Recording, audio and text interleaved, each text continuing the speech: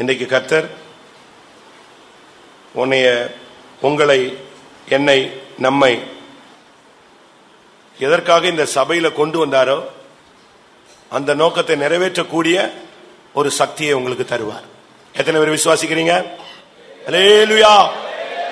எதுக்காக கர்த்தர், நீ எங்கேயோ இருந்த ஒரு ஆள், குப்பையில கிடந்திருக்கலாம், புழுதியில கிடந்திருக்கலாம், குடிகாரங்களா இருந்திருக்கலாம், விபச்சாரக்காரங்களா இருந்திருக்கலாம், பாவியா இருந்திருக்கலாம், பரதேசியா இருந்திருக்கலாம், தெய்வத்தை அறிஞ்சவங்களா இருக்கலாம், அறியாமல் இருந்திருக்கலாம், வேற சபைகள் இருந்திருக்கலாம். ஏன் நம்மளை இங்கே கொண்டு வந்தாரோ அதுக்கு ஒரு அபிஷேகத்தை கர்த்தர் இன்னைக்கு உனக்கு தருவார். அதை நீங்கள் விசுவாசித்து இந்த கூட்டத்தின் முடிவுக்குள்ள நீங்கள் அதை தேவனிடத்திலிருந்து பெற்றுக்கொள்ளுங்கள். இப்பொழுது அப்போஸ்தலருடைய நடபடிகள் 6ஆம் அதிகாரம் 3ஆம் வசனம். ஆதலால் சகோதரரே, பரிசுத்த ஆவியும் ஞானமும் நிறைந்து நற்சாட்சி பெற்றிருக்கிற 7 பேரை உங்களில் தெரிந்து கொள்ளுங்கள். அவர்களை இந்த வேலைக்காக ஏற்படுத்துவோம். 5ஆம் வசனம். இந்த யோசனை சபையார் எல்லாருக்கும் பிரியமாய் இருந்தது.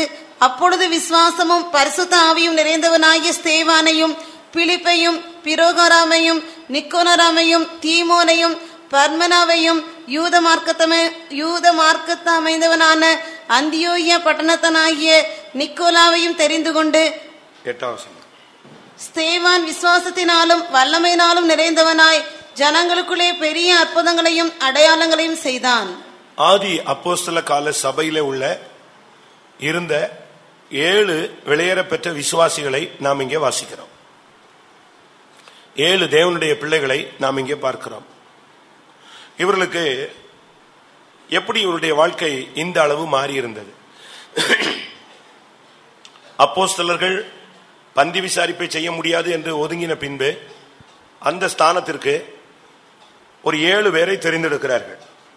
இந்த 7 பேருக்கு 5 விதமான குணாசீலங்கள் அமைந்திருந்ததாக சொல்லப்பட்டிருக்கிறது. 1 பரிசுத்த ஆவி, 2வது ஞானம், 3வது நற்சாட்சி பெற்றவர்கள், 4வது விசுவாசம், 5வது வல்லமை. இந்த 5 அனுபவங்கள் இருந்தபடினால் இவர்கள் அன்றைக்கு இருந்த விசுவாசிகளில் தலை சிறந்தவர்களாக இருந்தார்கள். இந்த 5 அனுபவங்களும் முக்கியமாக பரிசுத்த ஆவியில் நிறைவு, அது அவருடைய வாழ்க்கையை மிகவும் தெய்வீகமாக மாற்றி இருந்தது. அதனாலதான் பரிசுத்த ஆவியின் நிறைவுக்காகத்தான் இந்த கூட்டத்தை வச்சிருக்கிறோம். பரிசுத்த ஆவி எல்லா சபையில உள்ள எல்லாருமே பெற்றிருக்கிறார்கள். உலகத்துல எங்கெங்கெல்லாமோ பெற்றுக் கொள்ளுகிறார்கள். வீட்டுல ஜெபிக்கும் போது கிடைக்குது, சபைகள்ல ஜெபிக்கும் போது கிடைக்குது. ஆனா பரிசுத்த ஆவியின் நிறைவுங்கிற ஒரு தன்மை இருக்கிறது. ஒருவேளை இந்த கூட்டத்தில் நீங்கள் அந்த அனுபவத்தை ஒரு சிலர் பெற்றவர்களாக இருக்கலாம், நல்லது. ஆனால் பெறாதவர்கள், அது ஊழியர்களோ விசுவாசிகளோ யாராக இருந்தாலும் பரிசுத்த ஆவியின் நிறைவை நாம் பெற்றுக்கொள்ள வேண்டியது அவசியம். ஒருவேளை நீங்க வயசாயிருச்சு அப்படின்னு சொல்லிட்டு நீங்க அப்படியே உட்கார்ந்துட்டு பிள்ளைகள்லாம் ஆவியில் நிரம்புறத பார்த்துட்டு போயிடக்கூடாது. இல்ல நான் ஊழியத்துக்கு வந்துட்டேன் அதனால விசுவாசிகள் தான் ஆவியில் நிரம்பணும் அப்படின்னு சொல்லிட்டு நீங்க விட்டுறக்கூடாது. ஊழியக்காரங்க நானும் கூட்டத்தை நடத்துறேன்னு சொல்லிட்டு நான் அமைதியா உட்காந்து வேடிக்கை பார்த்துட்டு என் டைமை வேஸ்ட் பண்ணிடக்கூடாது. பரிசுத்த ஆவியின் நிறைவு அவசியம். இந்த நிறைவு இந்த 7 பேரையும் எப்படி மாற்றி இருந்துச்சு? நான் நேற்ற மாதிரி 5 நிமிஷம் தான் சொல்ல போறேன். அதுக்கு பிறகு டைம் ஃபுல்லாவே ஆவியானவருடைய நேரம், நாம் அதை எடுக்கக்கூடாது. இந்த பரிசுத்த ஆவியின் நிறைவு ஸ்தேவானை இரத்த சாட்சியாய் மாற்றினது. நீங்கள் பூமி எங்கும் புறப்பட்டு போய் எனக்கு சாட்சிகளாய் இருப்பீர்கள் என்று சொல்லி இருக்கு. ஆனா மொழிபெயர்ப்புல, மூல மொழிபெயர்ப்புல எனக்கு இரத்த சாட்சிகளாய் இருப்பீர்கள் தான் சொல்லப்பட்டிருக்கிறார். ஒரு மனிதனை கிறிஸ்துவின் அன்பில நிறைய வைத்து அவனை இயேசுவுக்காக ஜீவனை கொடுக்கக்கூடிய வல்லமை உள்ளவனாக மாற்ற முடியும்னா அது ஒரே ஒரு ஆளுக்கு தான் முடியும். பரிசுத்த ஆவியானவருடைய நிறைவுக்கு மாத்திரம் தான் முடியும். சும்மா ஏதோ பரிசுத்த ஆவி பெற்றுட்டு சும்மா அப்படி கை காலில் ஷேக் பண்ணிட்டு அப்படி எந்திரிச்சு போறவங்க, வெளியே போயிட்டு வாக்குவாதங்களும் பிரச்சனைகளும் பண்ணிட்டா அவங்களுடைய வாழ்க்கையில அவங்க கிறிஸ்துவுக்காக ரத்த சாட்சியா மறிக்க முடியாது. ஸ்தேவான் அப்படின்னு சொன்னா ஜெயத்தின் கிரீடம்னு அர்த்தம். ஜெயத்தின் கிரீடம். பாடுகளை அப்படியே ஏற்றுக்கொண்டார். அவன் ஒரு முதல் இரத்த சாட்சி. இயேசு கிறிஸ்து மரித்த பின்பு சபையில முதல் கல்லெறிபட்டு முதல் ஜீவனுள்ள இரத்த சாட்சியா அப்படியே ஜீவனை பானபலியாய் வார்த்ததுல முதல் ஆள் யாரு? ஸ்தேவான். இன்னைக்கு நான் சொல்றேன், இன்றைக்கு இந்த அபிஷேகத்தை கர்த்தர் உங்களுக்கு அநேகருக்கு தரப்போகிறார். நீங்க அப்படியே கர்த்தருக்காக நின்று ஜீவனை கொடுப்பீங்க. அந்த பரிசுத்தாவின் நிறைவு, ஞானத்தின் நிறைவு, விசுவாசத்தின் நிறைவு, வல்லமையின் நிறைவு அவர்களை நற்சாட்சி உள்ளவர்களாய் மாற்றி வைத்திருந்தது. உங்களை எத்தனை பேருக்கு இந்த அனுபவம் தேவைன்னு பாருங்க. நீங்க எங்கேயாவது ஃபேனை பார்த்து, ஓரம் பார்த்து, பில்லர் பார்த்து, சந்து பார்த்து உட்கார்ந்துருப்பீங்க. ஆனா அபிஷேகம் அந்த பில்லர் பார்த்து, அந்த சந்து பார்த்து, நீ எங்க இருக்குன்னு உன்னை தேடி என்ன செய்யும்? வரும். ஏனென்றால் உனக்குள்ள இன்னைக்கு ஒரு பரிசுத்தாவின் நிறைவை தந்து உன்னை இரத்த சாட்சியாய் மாற்ற போகிறார். இந்த 21ஆம் நூற்றாண்டின் சபை, 1ஆம் நூற்றாண்டின் சபையில அவன் ஒரு இரத்த சாட்சி. இன்னைக்கு 21ஆம் நூற்றாண்டுல நீ ஒரு இரத்த சாட்சியாய் மாற பரிசுத்தாவியின் நிறைவு அப்படியே இறங்கும். உச்சந்தலையிலிருந்து உள்ளங்கால் மட்டும் எலும்புல, நரம்புல, ஊனுல, சதையில, ரத்தத்துல, மயிர்ல, தோல்ல ஃபுல்லா இறங்கணும். நேற்று சொன்ன இல்லையா, தலையில ஊத்தி தாடியில வடிஞ்சு அது அங்கில இறங்கினது. இன்னைக்கு அப்படி இல்ல. உச்சந்தல இருந்து உள்ளங்கால் மட்டும் எலும்பு, நரம்பு, ஊனு, சதை, ரத்தம், மயிர், தோல் ஃபுல்லா இறங்கணும். அப்படி இறங்கினா நீ ரத்த சாட்சியாய் அப்படியே கர்த்தருக்கு ஜீவனை கொடுப்பீங்க. உங்க பிள்ளைங்க உங்க முன்னால அப்படியே இயேசுவுக்காக ஜீவனை கொடுப்பாங்க. ஸ்தேவான், அவன் ஜெயத்தின் கிரீடம். இரண்டாவது ஆளு பிலிப். நான் இந்த 7 வரையும் சொல்லிட்டு முடிச்சிடறேன். நீங்க உங்க மைண்ட்ல வச்சுக்கோங்க. உங்களுடைய வாழ்க்கையில நீங்க இதை இப்போ தேவனிடத்திலிருந்து பெற்று நீங்க அந்த அனுபவத்தை நீங்கள் சுதந்திரிக்க வேண்டும். பிலிப், அவன் ஜீவனுள்ள சாட்சி. ஒருவன் இரத்த சாட்சி. இரண்டாவது உள்ள ஆள் யாரு? அவனை குறித்து சொல்லி இருக்கிறது உதவிக்காரன். அவனுக்கு பெயருக்கு பல அர்த்தங்கள் இருந்தாலும் ஒரு அர்த்தம் உதவிக்காரன். நீ இந்த சபைக்கும் ஆண்டோடைய நாமத்துக்கும் இந்த உபதேசத்துக்கும் நீ உதவிக்காரனா நிக்கணும். கர்த்தர் உன்னை அதுக்கு தான் இங்க கொண்டு வந்திருக்கிறார். இந்த சபையில வந்து நீ இரத்த சாட்சியா மரிக்கணும். இரண்டாவது, இந்த உலகத்துல நீ இருந்து ஜீவனுள்ள சாட்சியாய் நிக்கணும். பிலிப்பை பத்தி நீங்க படிச்சு பாத்தீங்கன்னு சொன்னா ஒரு சாதாரண விசுவாசின்னு தான் நம்ம சொல்றோம். ஆனா அவனுக்குள்ள இருந்ததான தேவனுடைய வல்லமை அளவிட முடியாத சக்தி, அவனுக்குள்ள இருந்ததான அந்த ஜீவனை நாம் வேதத்துல படிச்சு பார்த்தா மிகவும் ஆச்சரியமா இருக்கும். அவனை மாதிரி ஒரு வல்லமையுள்ள மனுஷனை சாதாரணமாக பார்க்க முடியாது. அந்த அளவு அப்போஸ்தலர் நடபடிகள்ல 8ஆம் அதிகாரத்துல நீங்க பாத்தீங்கன்னு சொன்னா 6-7 வசனம். பிலிப்பு செய்த அதிசயங்களை ஜனங்கள் கேள்விப்பட்டு கண்டு அவனால் சொல்லப்பட்டவைகளை ஒருமனப்பட்டு கவனித்தார்கள். அநேகரில் இருந்த அசுத்த ஆவிகள் மிகுந்த சத்தத்தோட கூப்பிட்டு அவர்களை விட்டு புறப்பட்டது. அநேக திமிர்வாதக்காரரும் சப்பானிகளும் குணமாக்கப்பட்டார்கள். அவனுக்குள்ள இருந்தது அந்த பரிசுத்தாவின் நிறைவு இருந்ததுனால அந்த வல்லமை புறப்பட்டு ஜனங்களை குணமாக்கினது, பிசாசை துரத்தினது, அற்புத அடையாளங்களை அந்த ஆவியானவர் அவனுக்குள்ள இருந்து நடப்பித்தார். அவன் இந்த ஊழியத்தில் உதவியாக ஒரு தூண் போல நின்றான். அந்த ஊழியத்திற்கு தோள் கொடுத்த ஒரு மனிதன். ஆரம்பகால சபையில அவன் ஒரு தூண், அவன் ஒரு உதவி ஊழியர். ஒவ்வொரு விசுவாசியும் உதவி ஊழியர்கள். இன்னும் சொல்ல போனா அவன் ஒரு ஜீவனுள்ள சாட்சி. அவனுக்கு 4 பெண் பிள்ளைகள் இருந்தாங்க. 4 பெண் பிள்ளைகளும் கன்னியாஸ்திரிகள். 4 பேரும் அருமையான தீர்க்கதரிசிகள். அப்படிப்பட்ட ஒரு வாழ்க்கை தான் அவனுடைய வாழ்க்கை. அவன் சாதாரண ஒரு தேவனுடைய பிள்ளை போல காணப்பட்டாலும் அவனுடைய குடும்பத்தை அவன் அருமையாய் பராமரித்து வந்த ஒரு மனுஷன். அப்போஸ்தலர் 21:9. தீர்க்க தரிசனம் சொல்லுகிற கன்னியாஸ்திரிகளாகிய 4 குமாரத்திகள் அவனுக்கு இருந்தார்கள். அவனுடைய பிள்ளைகளை பத்தி சர்டிபிகேட் பைபிள் சொல்லுது. தீனால பத்தியும் பைபிள் சொல்லுது, சர்டிபிகேட் கொடுக்குது. அவ வெளியே போனால் வாழ்வை இழந்தாள்னு சர்டிபிகேட் இருக்கு. ஆனா பிலிப்பருடைய 4 பிள்ளைகள், 4 பிள்ளைகளும் கன்னியாஸ்திரிகள், 4 பிள்ளைகளும் தீர்க்கதரிசிகள். ஒரு அருமையான ஆவிக்குரிய குடும்ப தலைவன். அதுக்கு காரணம் பரிசுத்த ஆவியின் நிறைவு. நீங்க உங்க பிள்ளைகளை மேனேஜ் பண்ணணும்னு ட்ரை பண்றீங்க, அதை கண்ட்ரோல் பண்ண முடியல. நீங்க பரிசுத்த ஆவியின் நிறைவுல பெற்றோர்கள் இருந்து பாருங்க. உங்க ஃபேமிலி ஆவியானவர் அருமையா லீட் பண்ணுவார். சரியான ஒரு பரிசுத்தாவியின் நிறைவுக்கு நீங்க பெரியவங்க இடம் கொடுக்கணும். வயசு போன உடனே அபிஷேகம் குறையக்கூடாது. வயசு போக போக அபிஷேகம் கூடணும். நீங்க உட்காந்து அப்படியே பழைய விசுவாசி சீனியர் விசுவாசிலாம் போஸ்டிங் எல்லாம் கிடையாது இங்க யாருக்கும். நாம அபிஷேகத்துல நிறைஞ்சு பூர்ணத்தை சந்திச்சு எப்படியாவது ஆண்டோடைய முகத்தை போய் பார்க்கணும். அதுதான் முக்கியம். சபையில கிடந்து குழப்பிக்கிட்டு இருக்க கூடாது. ஆண்டவருடைய சமூகத்தில் நீங்க பரிசுத்தாவின் நிறைவுல வந்து உங்களுடைய பிள்ளைகள் எல்லாம் தெய்வீகமாய் மாற்றப்பட்டு அவன் ஜீவனுள்ள சாட்சி. அவன் ஜெபிச்சான்னா உடனே சுகம் கிடைக்கும். அவன் ஜெபிச்சா அவன் தொட்டான்னா அற்புதம் நடக்கும். சப்பானி என்ன, திமிர்வாதக்காரன் என்ன, பிசாசு என்ன, எல்லாம் ஓடும், எல்லாம் சுகமாகும். அதுக்கு காரணம் பரிசுத்தாவியின் நிறைவு. மூன்றாவது உள்ள மனுஷன் பேரு நீங்க பைபிள் அது பிறகு பார்க்க முடியாது. 4வது ஆளையும் பார்க்க முடியாது, 5வது ஆளையும் பார்க்க முடியாது, 6வது ஆளையும் பார்க்க முடியாது, 7வது ஆளையும் பார்க்க முடியாது. ஆனா அவங்க சபைக்குள்ள இருந்து தெய்வீகமாய் தங்களை மறைத்து வாழ்ந்தவர்கள். வெளியவே வரமாட்டாங்க. ஒருத்தர் ரத்த சாட்சியா எல்லாரும் முன்னாலையும் மறிச்சான். இன்னொருத்தன் ஜீவனுள்ள சாட்சியா எல்லாருக்கும் முன்னாலே வாழ்ந்து காட்டினான். இன்னும் 5 பேரு சபைக்குள்ள மறைந்து அப்படியே ஜீவனை சத்தியத்துக்காக கொடுத்தவர்கள். அதுல ஒன்று 3வது ஆள் பிராகோர்னு ஒரு பேர். அவனுடைய பெயர் பிரோகோர். அப்படின்னா என்ன அர்த்தம்? ஒரு ஆயத்தம் என்ற அர்த்தம். ஒரு டான்ஸுக்கு முன்னால இல்லாவிட்ட ஒரு ப்ரோக்ராமுக்கு முன்னால என்ன செய்வாங்க? ஒரு ஒத்திகை பார்ப்பாங்க, ஒரு ஆயத்தம் பண்ணுவாங்க, ஒரு ரிகர்சல். எப்பொழுதுமே ஒரு விசுவாச போராட்டத்துக்கு ஆயத்தமா இருக்கணும். இதுதான் பரிசுத்தாவின் நிறைவு உனக்குள்ள வரும்போது நடக்கிற 3வது காரியம்.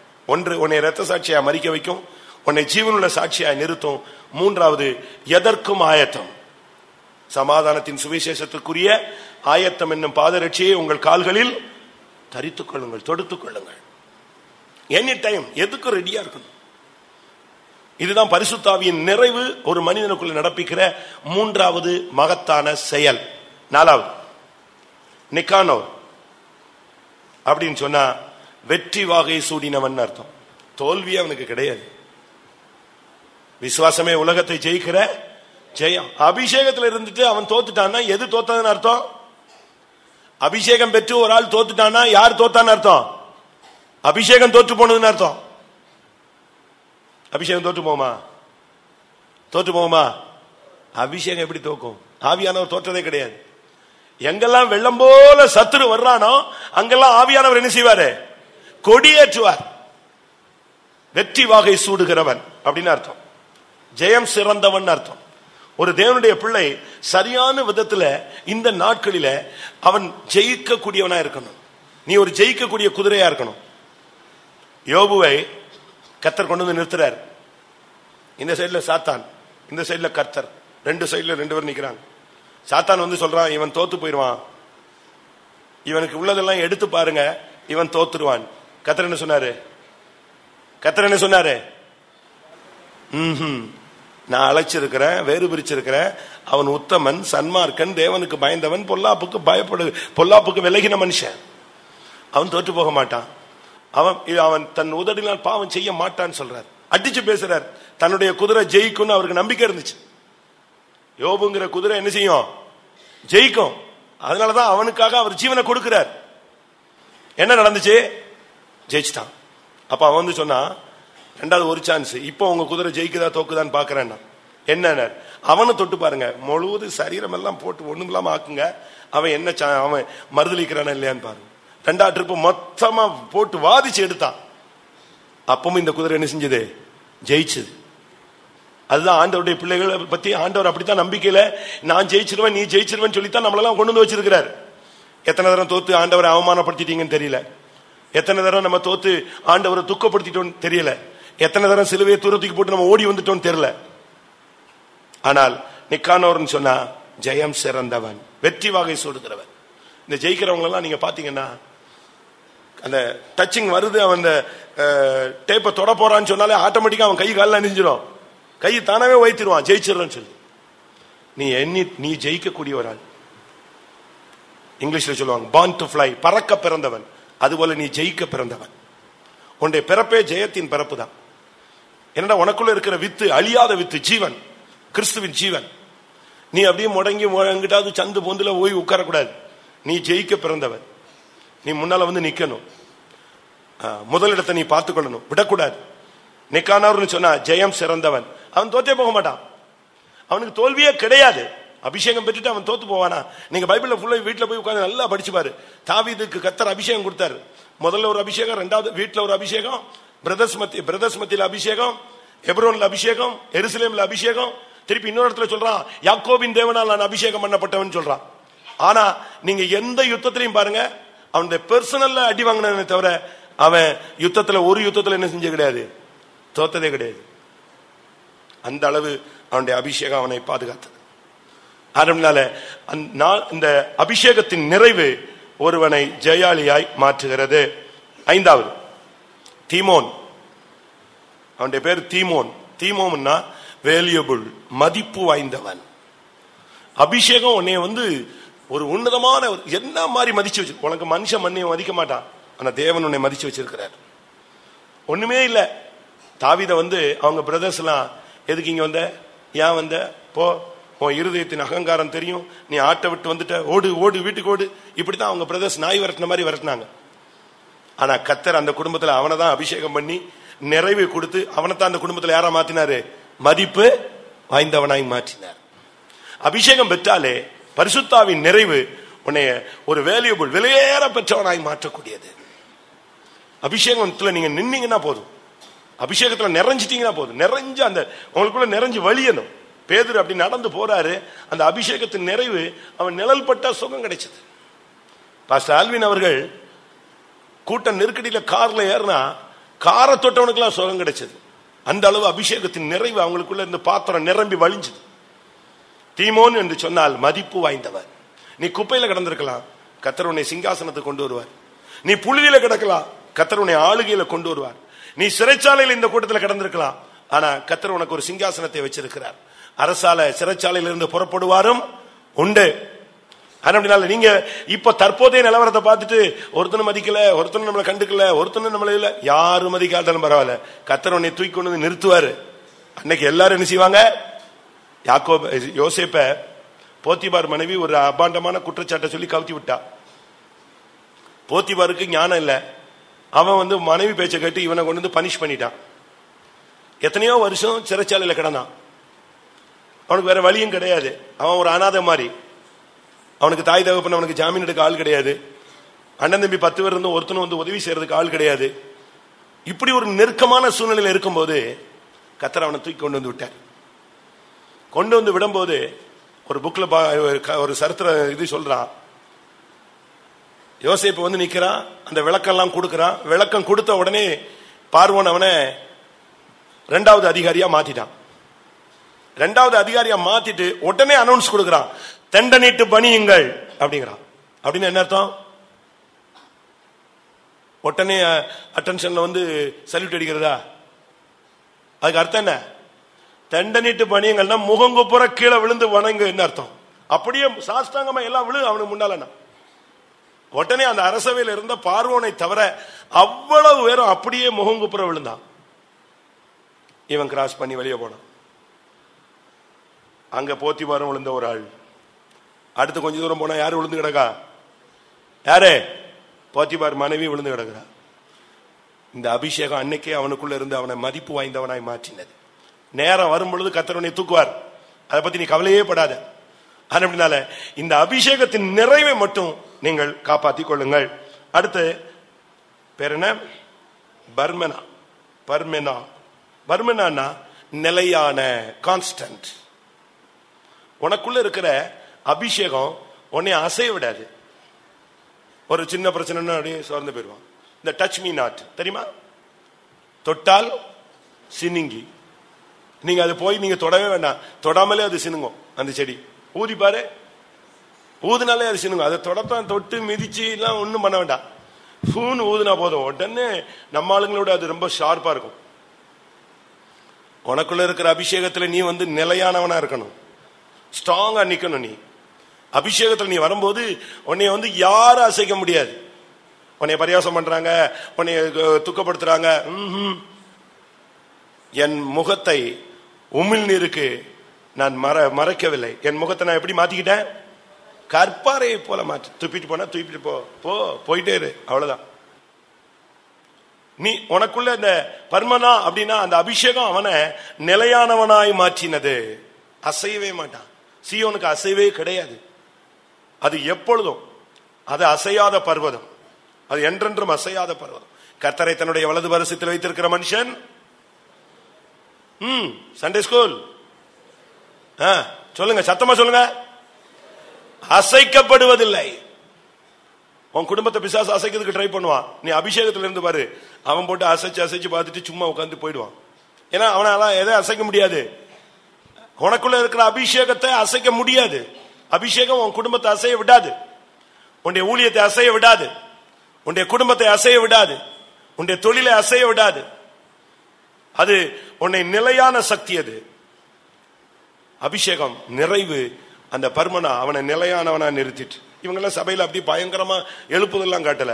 ஆனா அழகா கர்த்தர் அவங்களை கனப்படுத்தினாரு, அவங்கள உயர்த்தினாரு. அவங்க எப்பவும் ஆயத்தமா இருந்தாங்க. எனி டைம் அவங்க மதிப்பு வாய்ந்தவர்களாக இருந்தாங்க. எவ்வளவும் அசையாத நிலையான ஒரு சக்தி உள்ளவர்களாக இருந்தார்கள். கடைசியாக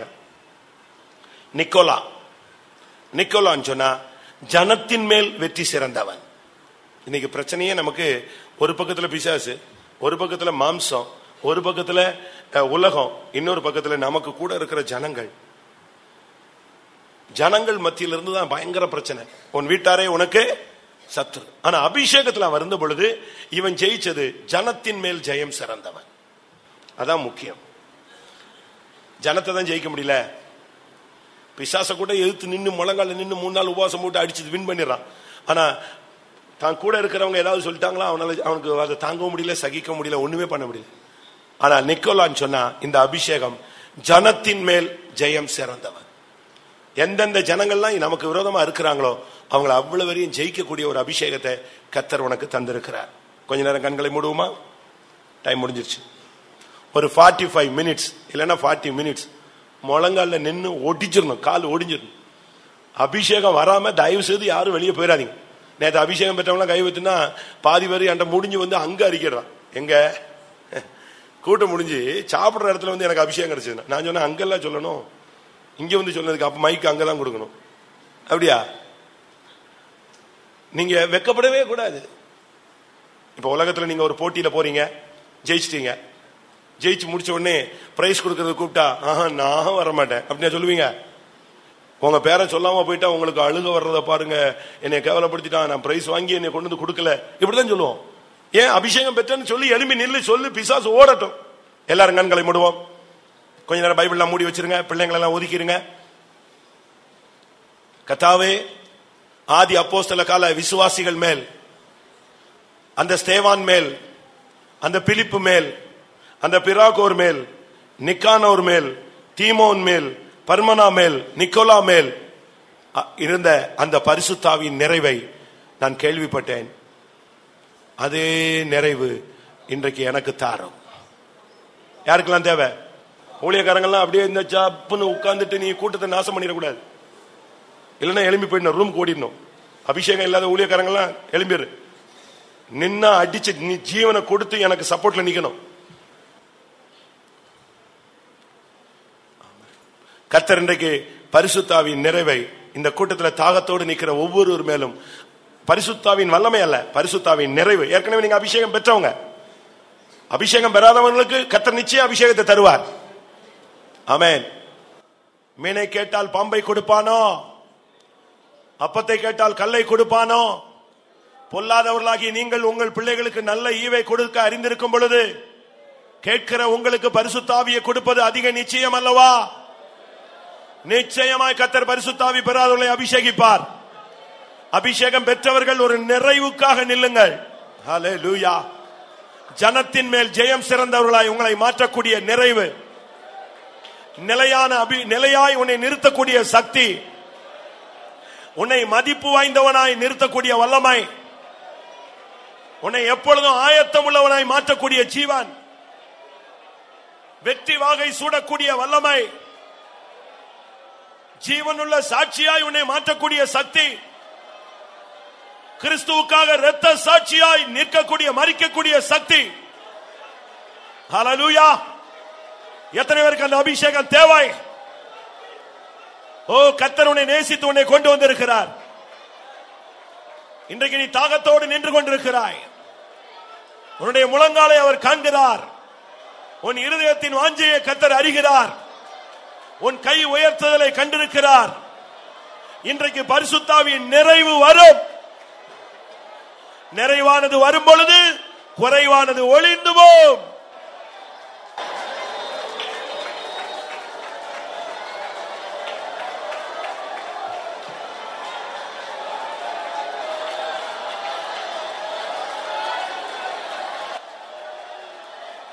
Hallelujah. Hallelujah. Amen.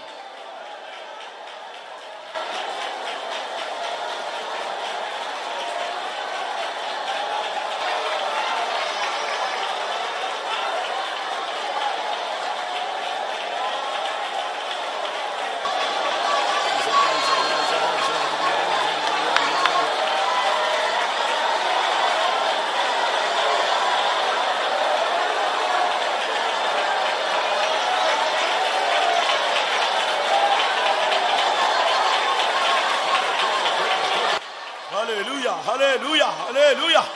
Amen. பரிசுத்த ஆவியின் நிறைவு. Hallelujah. பரிசுத்த ஆவியின் நிறைவு. பரிசுத்த ஆவியின் நிறைவு.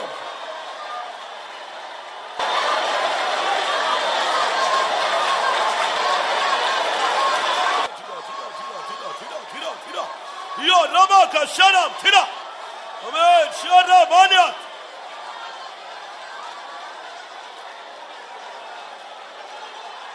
Kana Tira. Amen.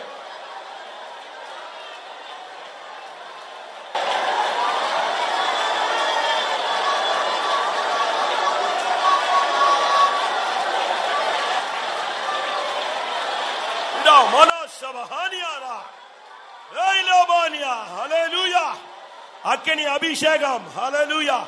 பரிசுத்த ஆவியின் நிறைவு.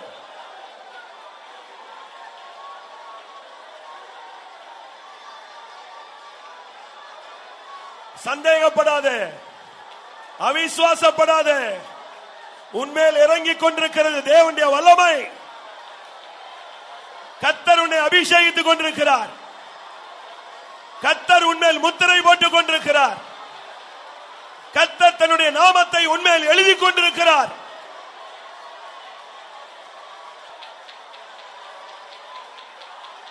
சாத்தான் தோற்று போனான்.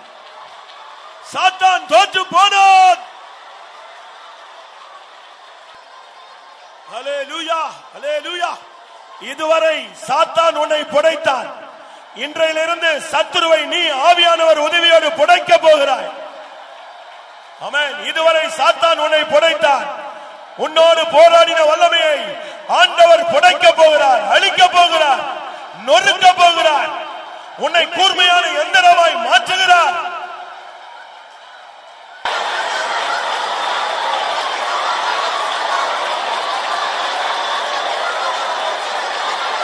Hallelujah, hallelujah, hallelujah.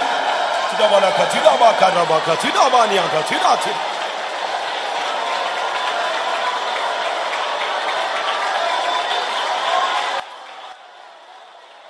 உனக்கு விரோதமான வல்லமையை கர்த்தர் நிர்மூலமாக்கி இருக்கிறார். சந்தோஷப்பட்டு களிகூரு. கர்த்தர் ஜெயத்தின் அபிஷேகத்தை உனக்கு தந்து விட்டார். உலக மாமிச பிசாசை ஜெயிக்கக்கூடிய வல்லமை.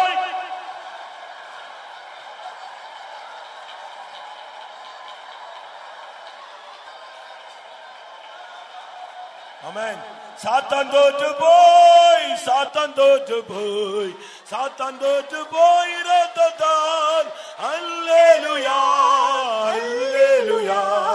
சாத்தான் தோற்று போய் இரத்தத்தால். சாத்தான் தோற்று போய், சாத்தான் தோற்று போய், சாத்தான் தோற்று போய் இரத்தத்தால். அல்லேலூயா, அல்லேலூயா. சாத்தான் தோற்று போய் இரத்தத்தால். சாத்தான் தோற்று போனான். ஹல்லேலூயா. சாத்தான் தோற்று போய், சாத்தான் தோற்று போய் இரத்தத்தால்.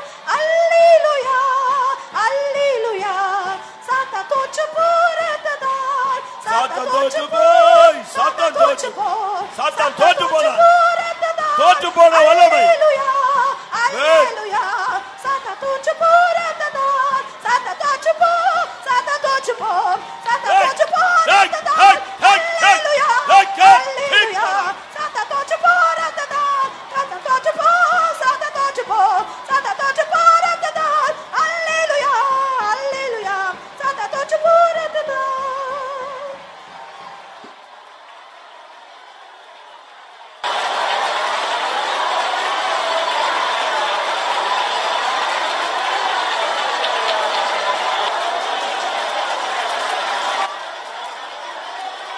Hallelujah. Hallelujah. Idobania.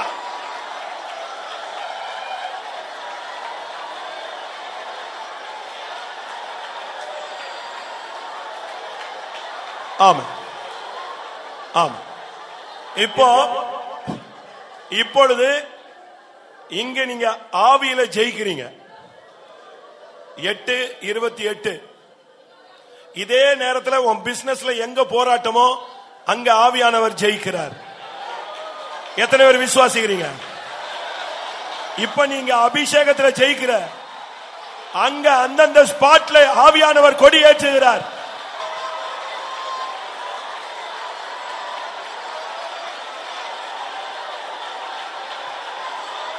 அல்லேலூயா. ஒரு பிள்ளைக்காக ஒரு தகப்பன் இயேசுவிடம் வந்தான். பிள்ளை செத்து போயிட்டு அடுத்த செய்தி வந்துருச்சு. உடனே இயேசு சொன்னார், நீ சமாதானத்தோடு போ, உன் பிள்ளை பிழைத்திருப்பான்னு சொல்லிட்டார். இவன் அடுத்த நாள் தான் வீடு போய் சேர்ந்தான். வீட்டுக்கு போய் சேர்ந்தா பிள்ளை எழும்பி உட்கார்ந்துட்டான். அவன் விசாரிச்சான், எப்ப இது நடந்ததுன்னு. நேத்து இத்தனை மணிக்கு நடந்துச்சு. இப்ப 8:30 உனக்கு ஜெயம் இங்க கிடைக்குது. அங்க கர்த்தர் கொடி ஏற்றிட்டு இங்க அபிஷேகிக்கிறார்.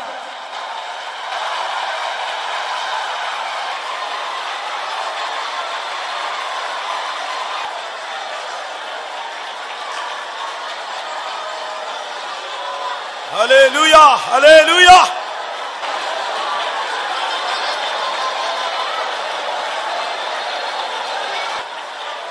ஆமென். ஹல்லேலூயா. இத்தனை பேர் ஆவியில நிரம்பும் போது, இத்தனை பேர் புதிய அந்நிய பாஷையை பேசிக் கொண்டிருக்கும் பொழுது, இத்தனை பேர் ஆவியிலே நடனமாடி கொண்டிருக்கும் பொழுது, இத்தனை பேர் புதிய கிருபைக்குள்ளே கடந்து போகும் பொழுது, என்னால ஆவியில நிரம்ப முடியலையே, எனக்கு அபிஷேகம் கிடைக்கலையே, எனக்கு ஆதியில இருந்த அபிஷேகம் வல்லமே கிடைக்கலையே, நான் ஒரு வெறும் குடம் போல காணப்படுகிறேனே, எனக்கு நம்பிக்கையே வரமாட்டேன்குதே, விசுவாசம் வரவில்லையே, எல்லாம் என்னை விட்டு போனது போல நான் ஃபீல் பண்றேனே. ஒரு நிமிஷம், இப்படி இருக்கிற யாராவது இருந்தா உங்க நிலவரத்தை கண்ணை மூடி, யாரும் கண்ணை திறக்காதீங்க. நான் எவ்வளவோ துக்கப்பட்டு இருக்கிறேன், எனக்கு இது கிடைக்கலையே, போயிருச்சே, நம்பிக்கை விசுவாசம் குறைஞ்சு போய் ஒரு நிர்பந்தமான நிலவரத்தில் இருக்கிறேன்னு சொல்றவங்க யாராவது இருந்தா கை வைத்துங்க, வெக்கப்படாம கை வைத்துங்க. அருமையான சகோதரனே, சகோதரியே, இதே போன்ற அனுபவம் பேதுருவுக்கு நடந்தது. சூழ்நிலைகளில் மறுதலித்து விட்டான், சூழ்நிலைகளில் சபித்து விட்டான், சூழ்நிலைகளில் சத்தியம் பண்ணி விட்டான், சூழ்நிலைகளில் ஊழியம் செய்ய முடியாது என்று கூட வாயை திறந்து சொல்லிவிட்டான். சூழ்நிலைகளில் அவன் பின்மாறி போய் மீன்பிடிக்க கூட போய்விட்டான். சூழ்நிலைகளில் நிர்வாணியாய் கூட மாறி போய்விட்டான். இயேசு கிறிஸ்து உயிர் தெழுந்த ஆண்டவர் அவனை தேடி வந்தார். ஒரு நிமிஷம், உயிர் தெழுந்து பிதாவின் வலது வாரிசத்துக்கு போக வேண்டியவர் இவனை தேடினார். சிலுவையை சுமக்க வேண்டியவன் திரும்பி போய்விட்டானே, சிலுவை சுமக்க வேண்டியவன் இடறி போய்விட்டானே, துக்கப்பட்டு போய்விட்டானே, மனுஷீகத்தில் சிக்கிவிட்டானே, இயேசு அவனை தேடி திபோரியா கடற்கரைக்கு போனார்.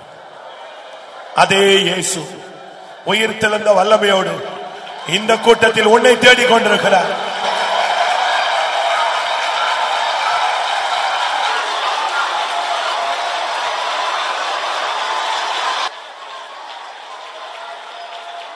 ஆமாம், ஆம். பிசாசும் மனிதர்களும் உன் மனசாட்சியும் உன்னை குற்றப்படுத்திக் கொண்டிருக்கிறது. அதனால் நீ தடுமாறி கொண்டிருக்கிறாய். பிசாசு உன்னை குற்றம் சாட்டலாம், மனிதர்கள் உன்னை குற்றம் சாட்டலாம், உன்னுடைய மனசாட்சி உன்னை குற்றம் சாட்டலாம். இவைகளுக்கு அப்பால் ஆண்டவர் உன்னை தேடுகிறார். இதோ அவர் உன்னை நோக்கி வருகிறார். உயிர் தெழுந்த வல்லமையோடு, உயிர் தெழுந்த ஜீவனோடு, மகிமையின் சரீரத்தோடு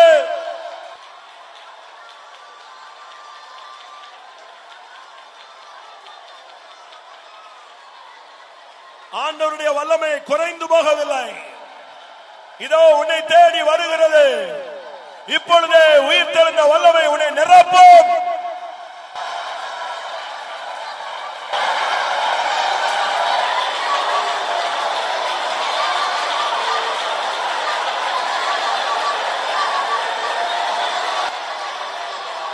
ஹல்லேலூயா, ஹல்லேலூயா.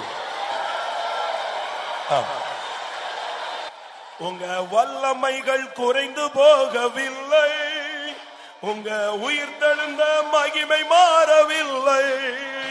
உங்க வல்லமைகள் குறைந்து போகவில்லை, உங்க உயிர் தெழுந்த மகிமை மாறவில்லை. உங்க வல்லமைகள் குறைந்து போகவில்லை, உங்க உயிர் தெழுந்த மகிமை மாறவில்லை. உங்க வல்லமைகள் குறைந்து போவதில்லை. உங்க உயிர் தெழுந்த மகிமை மாறவில்லை. உங்க வல்லமைகள் குறைந்து போவதில்லை. உங்க உயிர் தெழுந்த மகிமை மாறவில்லை. உங்க வல்லமைகள் குறைந்து போவதில்லை. உங்க உயிர் தெழுந்த மகிமை மாற போகவில்லை. உங்க உயிர் தெழுந்த மகிமை மாறவில்லை. உங்க வல்லமைகள் குறைந்து மகிமை மாறவில்லை. உங்க வல்லமைகள் குறைந்து போகவில்லை. மகிமை மாறவில்லை. உங்க வல்லமைகள் மகிமை மாறவில்லை. உங்க வல்லமைகள் குறைந்து போவதில்லை. உங்க உயிர் தெழுந்த மகிமை மாறவில்லை. உங்க வல்லமைகள் குறைந்து போவதில்லை. உங்க உயிர் தெழுந்த மகிமை மாறவில்லை. உங்க வல்லமைகள் குறைந்து போவதில்லை. உங்க உயிர் தெழுந்த மகிமை மாறவில்லை. உங்க வல்லமைகள் குறைந்து போவதில்லை. உங்க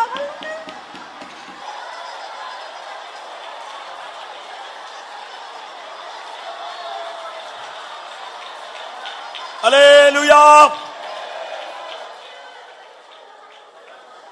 இந்த கூட்டத்துல எனக்கு ஒரு ஆசை என்னன்னா, அந்த மேல் வீட்டுல இருந்த 120 பேரும் அபிஷேகத்தில் நிரம்பினாங்க. அதுபோல இந்த ஹால்ல இருக்கிற ஊழியக்காரங்களோ விசுவாசிகளோ எல்லாரும் அப்படியே நிரப்பப்படணும். ஆனா இன்னும் ஒரு சிலருக்குள்ள இன்னும் அந்த தடுமாற்றம் போராடிக்கிட்டே இருக்கு. ஒன்று செய், முழங்கால் போடு. இயேசு உன்னிடத்துல ஒரு கேள்வி கேட்கிறார். நீ சபிச்சிட்ட, நான் அதை குற்றம் சொல்லல. நீ சத்தியம் பண்ணிட்ட, அது சூழ்நிலையில நடந்துருச்சு. நீ மறுதலிச்சிட்ட, நான் உன்னை விட்டு விலகவில்லை. நீ திரும்பி போயிட்ட, ஆனா நான் உன்னை தேடி வந்திருக்கிறேன். ஆனா ஒரு வார்த்தை நீ சொல்ல வேண்டும். நீ என்னை நேசிக்கிறாயா என்கிற கேள்விக்கு மட்டும் நீ பதில் சொல்லு.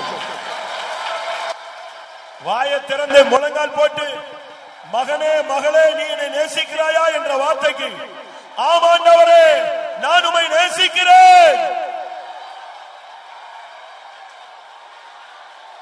ஒரே ஒரு வார்த்தை.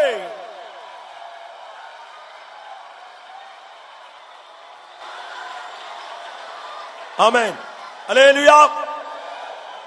கூட்டம் முடிய போது ஒரு 5 நிமிஷம் முழங்கால் போட்டு கண்ணை மூடி, ஏசப்பா என் வாழ்க்கையில இத்தனை தரம் நான் மறுதலிச்சிட்டேன், அது எத்தனை தரம் எனக்கு தெரியல, ஆனா நான் இன்னைக்கு சொல்றேன், இனிமே சாக வரை உம்மை மாத்திரம் நேசிப்பேன். நீங்க என்ன நேசிக்கிறீங்க, என்னை தேடி வந்துட்டீங்க, நான் இனிமே ஜீவனுள்ள நாளெல்லாம் உம்மை மாத்திரமே நேசிப்பேன். வாய திறந்து சொல்லு, இயேசுவே உம்மை நேசிக்கிறேன்.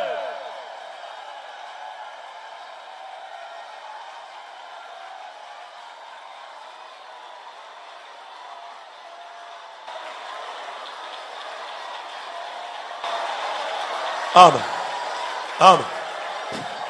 ஏன் நான் மனுஷனை நேசிச்சேன், பிள்ளைகளை நேசிச்சேன், புருஷனை நேசிச்சேன், ஃப்ரெண்ட்ஸை நேசிச்சேன், மனைவியை நேசிச்சேன், ஊழியக்காரங்களை நேசிச்சேன், ஆனா அதெல்லாம் அற்பமாய் போய்விட்டது. அது எல்லாம் குப்பை, அது வீண். எல்லாரும் என்னைய கை கழுவிட்டாங்க. இன்னைக்கு நான் சொல்றேன் சுவாமி, முழங்கால் போட்டு சொல்றேன், தேவனுடைய சன்னிதானத்தில் நின்று சொல்றேன், இனி உம்மையே நேசிப்பேன். இயேசுவே உம்மை நேசிக்கிறேன். சத்தமா சத்தமா அடி வயிற்றிலிருந்து வரட்டும், உள்ளத்தின் ஆழத்திலிருந்து வரட்டும், இயேசுவே உம்மை நேசிக்கிறேன்.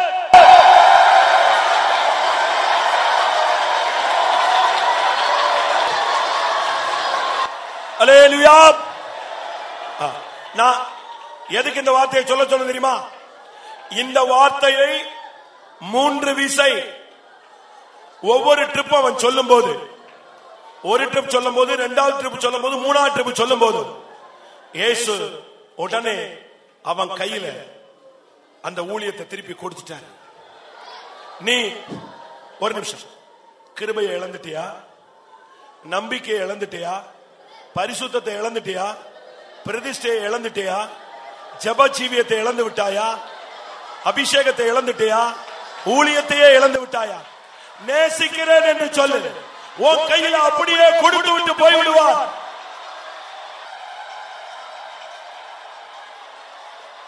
முழங்கால் போட்டு வாயை திறந்து இயேசுவை நேசிக்கிறேன் சொல்லு. உன் கையிலே கர்த்தர் கிருபை, அபிஷேகம், வல்லமை, பரலோகத்தின் ஆசீர்வாதம் அத்தனையும் தருகிறார்.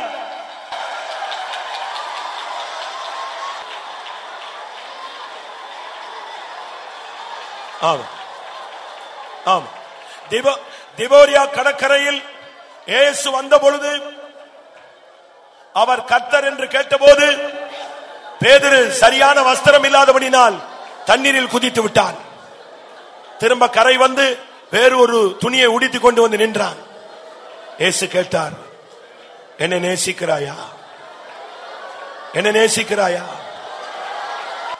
இன்னைக்கு கர்த்தர் கடைசி கூட்டம் முடிய போது, நீ பதில் சொல்லிட்டு போ. உன் தேவனிடத்தில் பதில் சொல்லிவிட்டு போ. இயேசுவே உம்மை நேசிக்கிறேன், முழு மனதோடு நேசிக்கிறேன், முழு உள்ளத்தோடு நேசிக்கிறேன், என் உயிராய் உம்மை நேசிக்கிறேன்.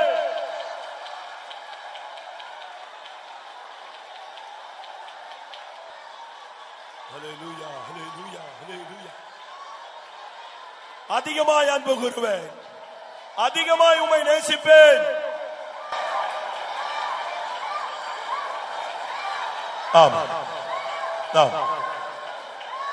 உண்மையாய் ஒரு நிமிஷம், அங்க ஒரு கொஸ்டின் கேட்கப்பட்டது, இவர்கள் எல்லாரிலும் நீ என்னை அதிகமாய் நேசிக்கிறாயா? ஒரு கொஸ்டின். இப்ப இங்க 1000, அங்க ஒரு 800 பேர் இருப்பாங்கன்னு வச்சுக்கோங்களேன்.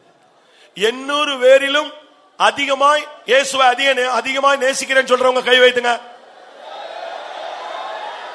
உண்மையாய்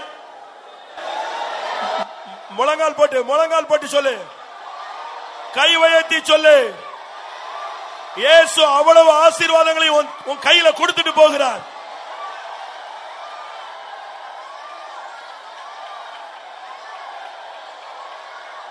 ஹல்லேலூயா ஹல்லேலூயா ஹல்லேலூயா. ஆமென் ஆமென். ஆம். அன்பு கூறுவேன் இன்னும் அதிகமாய் ஆராதிப்பேன் இனியும் ஆவலாய். அன்பு கூறுவேன் இன்னும் அதிகமாய் ஆராதிப்பேன் இனியும் ஆவலாய்.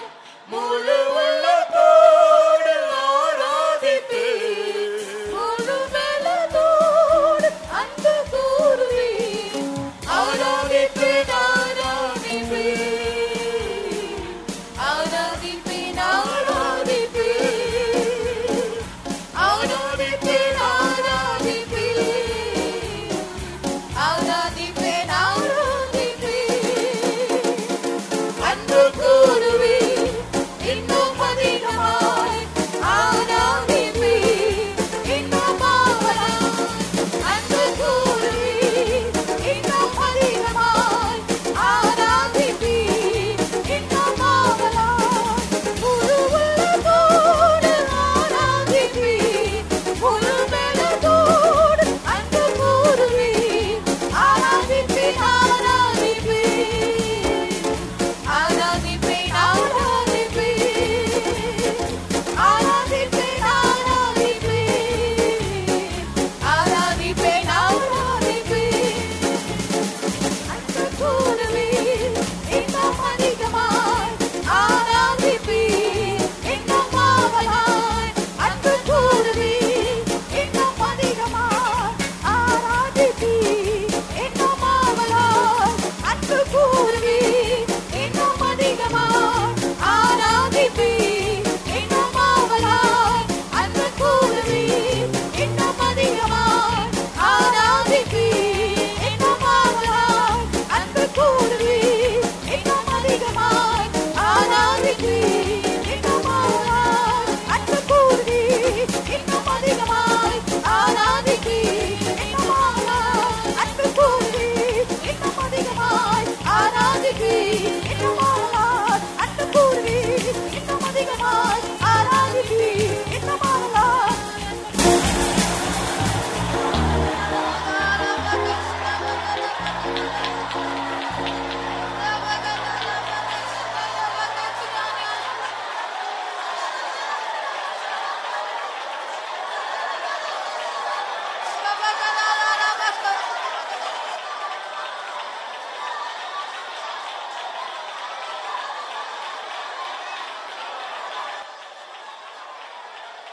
ஆமென். ஆம். உலகத்தை நேசித்து பார்த்தீர்கள், என்ன கிடைத்தது? மனிதர்களை நேசித்து பார்த்தீர்கள், உங்களுக்கு என்ன கிடைத்தது? பணத்தை நேசித்து பார்த்தீர்கள், உங்களுக்கு என்ன கிடைத்தது? இயேசுவை நேசிக்கிறேன் என்று சொல். இம்மையிலும் மறுமையிலும் நீ பாக்கியவான். வாயை திறந்து சொல்லு.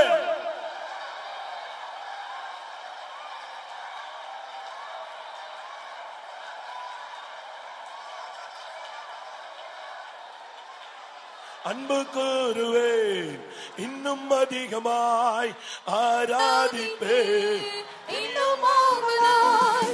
அன்பு கூறுவேன் இன்னும் அதிகமாய் ஆராதிப்பேன் இன்னும் ஆவலாய். அன்பு கூறுவேன் இன்னும் அதிகமாய் ஆராதிப்பேன் இன்னும் ஆவலாய். அன்பு கூறுவேன் இன்னும் அதிகமாய் ஆராதிப்பேன் இன்னும் ஆவலாய். அன்பு கூறுவேன் இன்னும் அதிகமாய் ஆராதிப்பேன் இன்னும் ஆவலாய். அன்பு கூறுவேன் இன்னும் அதிகமாய் ஆராதிப்பேன் இன்னும் ஆவலாய். அன்பு கூறுவேன் இன்னும் அதிகமாய் ஆராதிப்பேன் இன்னும் ஆவலாய். அன்பு கூறுவேன் இன்னும் அதிகமாய் ஆராதிப்பேன் இன்னும் ஆவலாய்.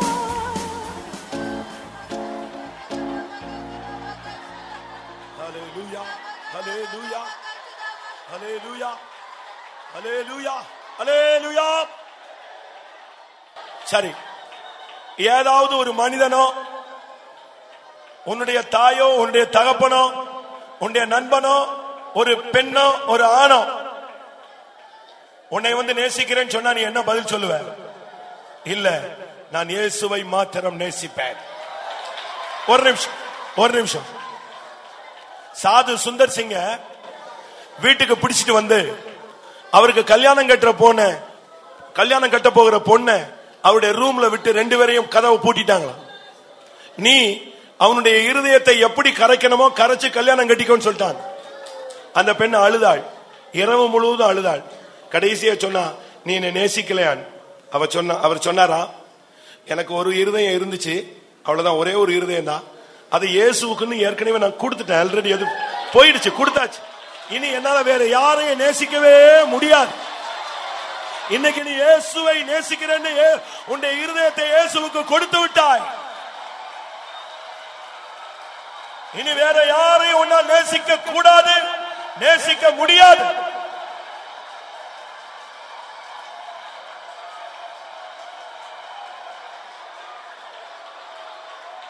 அல்லேலூயா. இயேசுவை மாத்திரம்தான் என் ஜீவன் போகும் வரை நேசிப்பேன் சொல்றவங்க கை வைத்துங்க. வேற யார் வந்து சொன்னாலும் நான் நேசிக்க மாட்டேன். எத்தனை பேருக்கு அப்படி தைரியமா சொல்ல முடியும்? அந்த சத்தத்தை மட்டும் கர்த்தர் கேட்கிறார். அவர்களை மாத்திரம் கர்த்தர் ஆசீர்வதிக்க போகிறார். அவர்களுக்கு ஒரு அபிஷேகம், என்றென்றைக்கும் நேசிக்கும் அபிஷேகம்.